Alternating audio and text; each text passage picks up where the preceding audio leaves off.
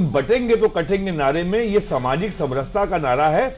और जिस तरीके से जातिगत जनगणना के नाम पर जिस तरीके से राहुल गांधी विकास यात्रा में एक और बड़ी खबर आ रही है महाराज। विधानसभा रुझानों में एनडीए शुरुआती घंटे में ही अर्धशतक के करीब। आप समझ सकते हैं कि ये शुरुआती रुझान है और शुरुआती रुझान में ही जो बीजेपी है या बीजेपी गठबंधन, एनडीए जो गठबंधन है यानी कि महायुति जो है वो 50 यानी कि अर्धशतक के लगभग करीब पहुंचने वाली है। यानी कि 288 सीटों में 50 सीटों पर लगभग 44 सीटों पर इस समय आगे चल रही है।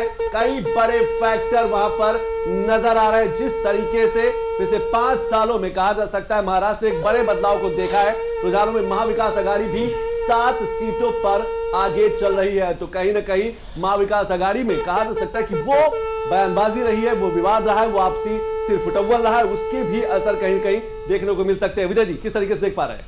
नहीं, अभी शुरू में जो महाविकास आघाड़ी का विकास है, राजनीतिक विकास है, वो फंसा हुआ दिखाई दे रहा है। लेकिन जो महायुति है उसमें थोड़ी स्ट्रेटजी दिखाई देती है, इसलिए वो शायद आगे है। और अगर बैलेट में आगे है महाराष्ट्र जैसे स्टेट में जहां काफी कुछ हुआ तो